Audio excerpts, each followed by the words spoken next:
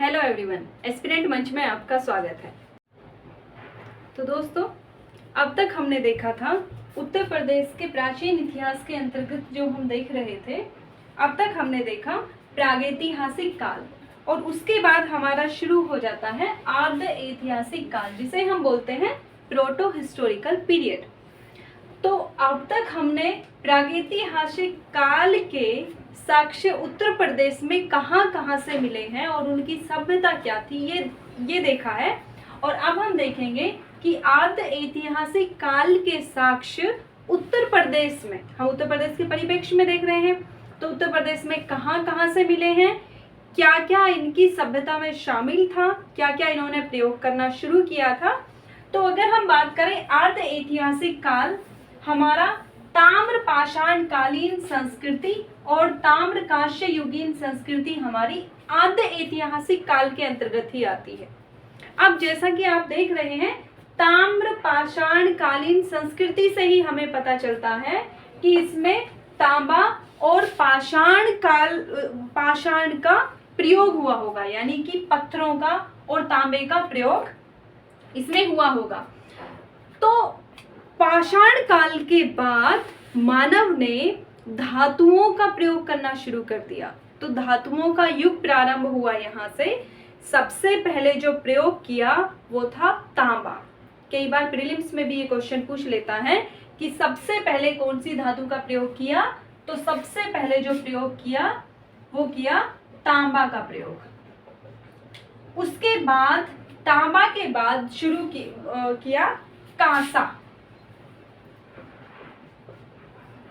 का प्रयोग शुरू किया तांबे के बाद, और उसके बाद सबसे बाद में लोहा प्रयोग करना मानव ने शुरू किया। तो तांबा, कांसा और लोहा। तो ताम्र पाषाण संस्कृति जो है वो तांबा और कांसे को प्रयोग करने वाली संस्कृति है। तो पाषाण के बाद, पाषाण काल के जस्ट बाद और सैंधव संस्कृति से जस्ट पहले की संस्कृति को हम ताम्र पाषाण कालीन संस्कृति कहते हैं। पाषाण काल के जस्ट बाद और सैंधव संस्कृति से जस्ट पहली जो हमारी संस्कृति है, ताम्र पाषाण काल के जस्ट बाद, तो इसे हम बोलते हैं ताम्र पाषाण कालीन संस्कृति।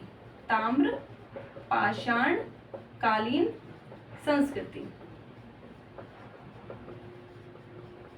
ये पाषाण काल के जस्ट बाद, पाषाण काल के जस्ट बाद की संस्कृति, और जो हमारी सैंधव सभ्यता है, जो सिंधु सभ्यता है, उससे जस्ट पहली संस्कृति।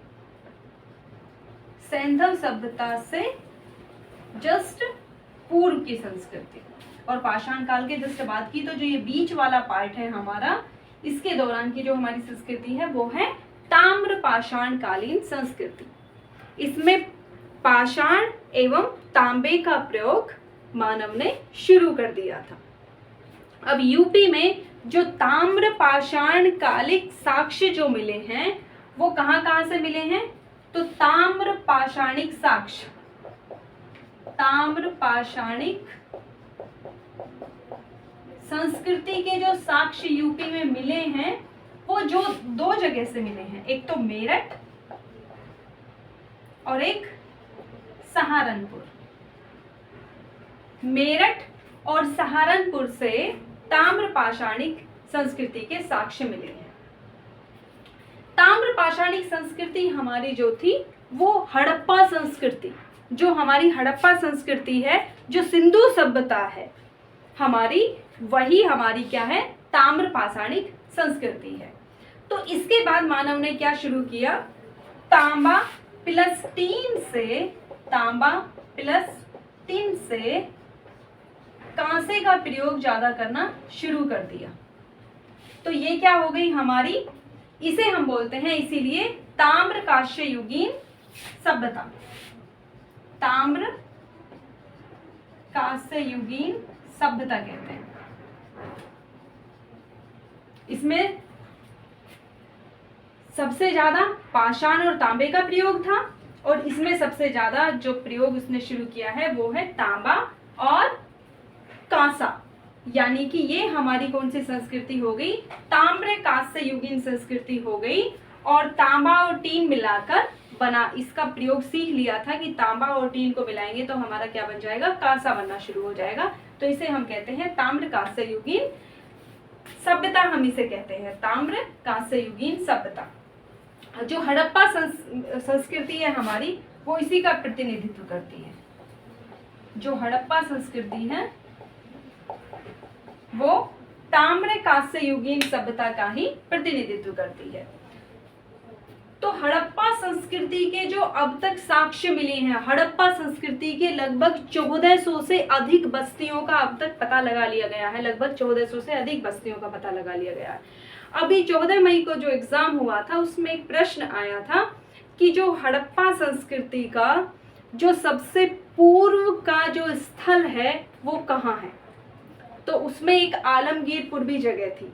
तो सबसे पूर्वी स्थल जो है हड़प्पा संस्कृति का सबसे पूर्वी स्थल, अभी 14 मई को प्रीलिम्स में क्वेश्चन आया है दोस्तों। पूर्वी स्थल जो है हड़प्पा संस्कृति का सबसे पूर्वी स्थल वो आलमगीरपुर, और आलमगीरपुर कहाँ है, यूपी में। आलमगीरपुर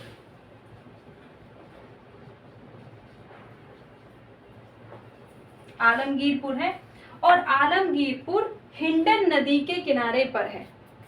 और हिंडन नदी किसके किनारे पर है, किसकी सहायक नदी है, यमुना नदी की। तो आलमगीरपुर जो है यूपी में मेरठ जिले में, वो संस्कृति का, हड़प्पा संस्कृति का सबसे पूर्वी स्थल है। उसके बाद अगर ये पूछा जाए कि इसकी खोज यानी इसकी खुदाई, इसका पता कैसे लगा, तो इसकी खोज 1958 में यज्ञदत्त शर्मा द्वारा शुरू की गई, और पता लगाया गया कि सबसे पूर्वी स्थल आलमगीरपुर कहाँ है, मेरठ में आलमगीरपुर है जो हिंडन नदी के किनारे पर है। और अगर हम बात करें तो एक और इससे रिलेटेड एक टर्म है जिसे हम बोलते हैं परसाराम का खेरा। परसाराम का खेरा भी बोला जाता है इसी को, परसाराम का खेरा। कहीं ऐसा ना हो मेंस में ऐसा ही क्वेश्चन बना दे, परसाराम का खेरा से रिलेटेड सभ्यता, लोगों की संस्कृति पूछ ले तो बता सकते हैं। हमें पता है कि वहाँ क्या क्या था, कहाँ मिली है ये, और इतिहास के कौन से काल में हम इसे रखते हैं, ये सब हमें पता चल गया इससे। तो इसके बाद अब ये भी हमें पता करना है कि जो हमारी ये संस्कृति है इसमें लोगों को क्या क्या मिला है। तो आलमगीरपुर से लोगों को क्या क्या मिला है मैं यहाँ लिख देती हूँ। यज्ञदत्त शर्मा ने जब इसकी खुदाई कराई तो आलमगीरपुर से लोगों को कुछ मनके,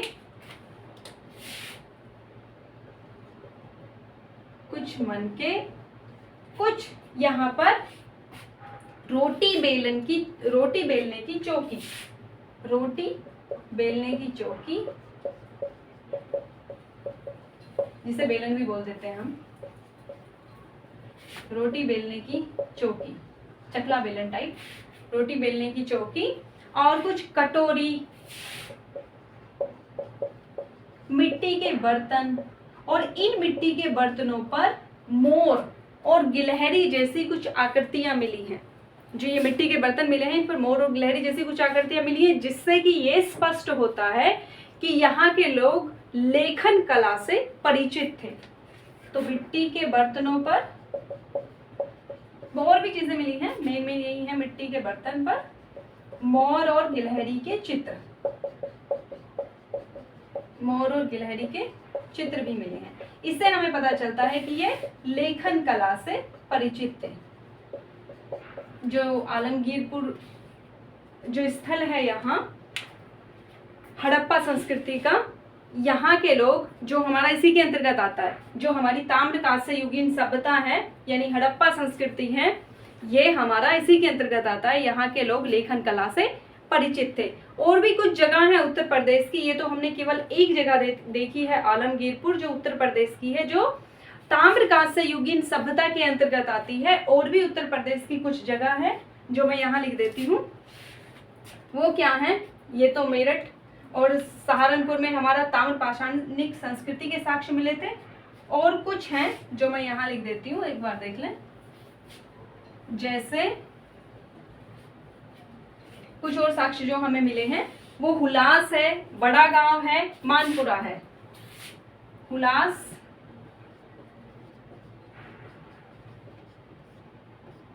बड़ा गांव, मानपुरा। ये हुलास, बड़ा गांव, मानपुरा और कैराना। और कुछ कैराना आपको पता होगा, कैराना है। और एक हमारा मांडी गांव भी है, मांडी गांव। ये भी उत्तर प्रदेश से कुछ ताम्रकांस्य युगीन सभ्यता के हमारे यहाँ से साक्ष्य मिले हैं। तो हुलास कहाँ है, सहारनपुर में है। हुलास है सहारनपुर में, जो हमारा एक डिस्ट्रिक्ट है सहारनपुर, वहाँ है हुलास। और नेक्स्ट है हमारा बड़ा गांव। बड़ा गांव बागपत में है, बड़ा गांव है बागपत में। मानपुरा पड़ता है हमारा बुलंदशहर में, शॉर्ट में लिख देती हूँ, बुलंदशहर में। कैराना हमारा पड़ता है शामली में, जो कैराना जगह है वो शामली में पड़ती है हमारी। और एक मांडी गांव है, ये पड़ता है हमारा मुजफ्फरनगर में, मुजफ्फरनगर में। तो ये स्थल है हमारे ताम्रकांस्य युगीन सभ्यता या हड़प्पा संस्कृति के, जो कि उत्तर प्रदेश के परिप्रेक्ष्य में हमने देखे हैं कि उत्तर प्रदेश में कहाँ कहाँ कौन कौन सी जगह है हमारी जो इससे रिलेटेड है। तो हम पढ़ रहे हैं अभी पेपर 5 के लिए हमारा उत्तर प्रदेश का इतिहास, सभ्यता, संस्कृति एवं प्राचीन नगर। और इसी के अंतर्गत हम धीरे धीरे जो हमारी अभी आधे ऐतिहासिक काल है, उसके बाद हम ऐतिहासिक काल देखेंगे। अभी ये हमारा प्राचीन भारत चल रहा है। उसके बाद हम क्या करेंगे, मध्यकालीन इतिहास भी करेंगे प्राचीन इतिहास के बाद, और आधुनिक इतिहास भी इसमें हम देखेंगे। तो 2 से 3 दिन हमारे लगेंगे, जिसमें हमारा इतिहास वाला पोर्शन ऐसा हो जाएगा। इसके बाद हमें इसके अलावा कहीं और कुछ भी पढ़ने की जरूरत नहीं पड़ेगी, चाहे वो मेंस हो या प्रीलिम्स हो। इसके अलावा अगर इतना तैयार कर लिया तो इसमें मेंस से अगर कोई क्वेश्चन बनेगा, इसके बाद हम ये भी देख लेंगे कि कौन कौन से प्रश्न, कैसे प्रश्न इसमें मेंस से बना सकता है। और प्रीलिम्स के तो साथ के साथ हम देखे ही जा रहे हैं, जैसे कि मैंने अभी आपको बताया कि आलमगीरपुर, हड़प्पा संस्कृति का पूर्वी स्थल आलमगीरपुर, अभी 14 मई को जो एग्जाम हुआ है उसमें भी आया है। तो प्रीलिम्स से जो भी प्रश्न इससे बनेंगे, मेन से जो भी इससे प्रश्न बनेंगे, इससे ज्यादा, पहली ही वीडियो में मैंने कहा था कि जितना हम यहाँ पढ़ेंगे इससे ज्यादा और इससे कम पढ़ने की जरूरत नहीं पड़ेगी। तो इतना ही पढ़िए, जुड़े रहिए एस्पिरेंट मंच के साथ। मिलते हैं नेक्स्ट वीडियो में। वीडियो अच्छी लगी हो तो लाइक कीजिए, सब्सक्राइब कीजिए। वीडियो देखने के लिए आपका धन्यवाद।